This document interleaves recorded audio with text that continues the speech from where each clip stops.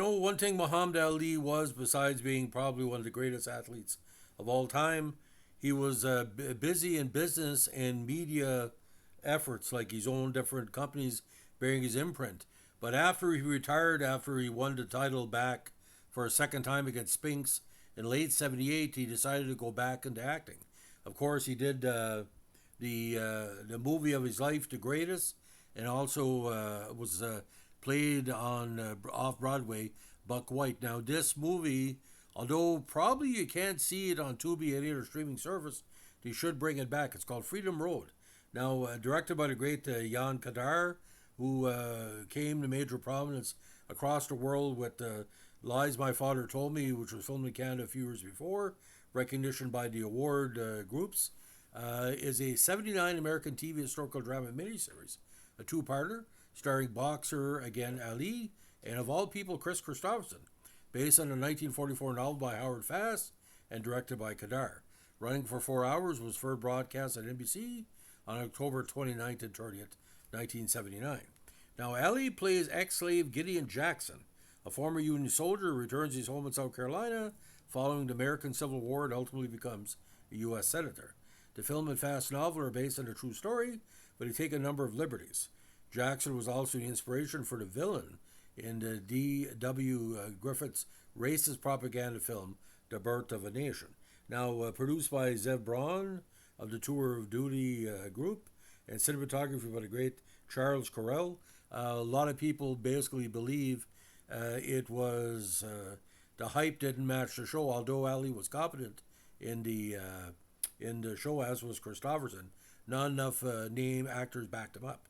Now, mostly what he called a middling cast with no names.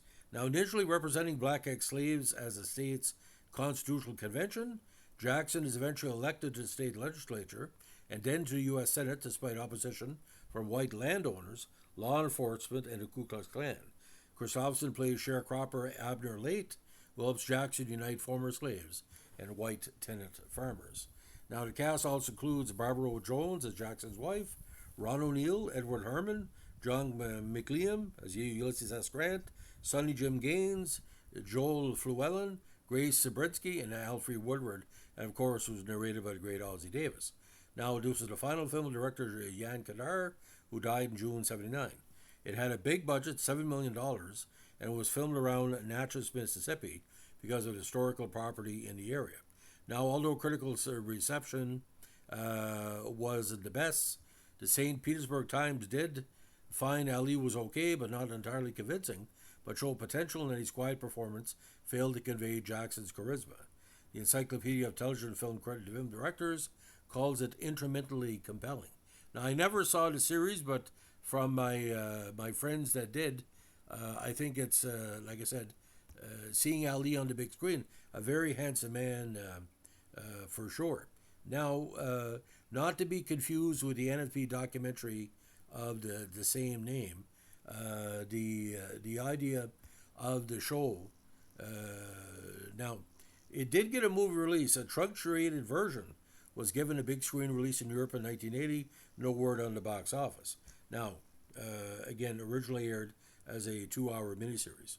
Now, although during press for European theatrical release, Ali announced his next project would be a massive epic biopic of Hannibal, this was to be his only dramatic role on the big screen playing another character, because pretty well himself and Buck White were put together, as we say.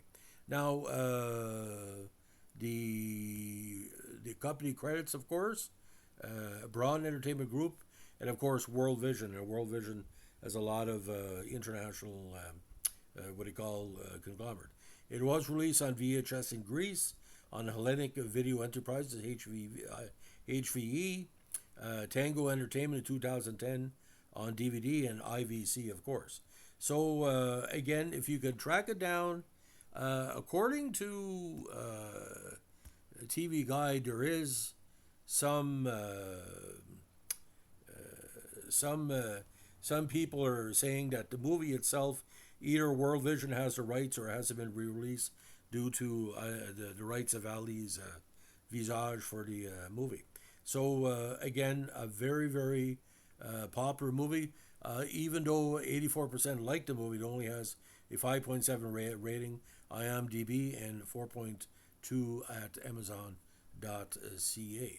Now, the poster and the visuals of that, there's been several over the years, and it's quite interesting. Well, we all know Edward Herrmann pretty well. Can make anything look good. I'd like to see if Alfred Woodard basically maybe gave Ali a little bit of lessons about acting, because she was a very good method actor, and Ali, if anything, was a method he played himself. So, ladies and gentlemen, that's the story of Freedom Road with Ali and Chris Robinson. If you like what you're doing here with our Muhammad Ali podcast, let us know with a like, comment, subscribe, or share. And have a great weekend. Happy Father's Day.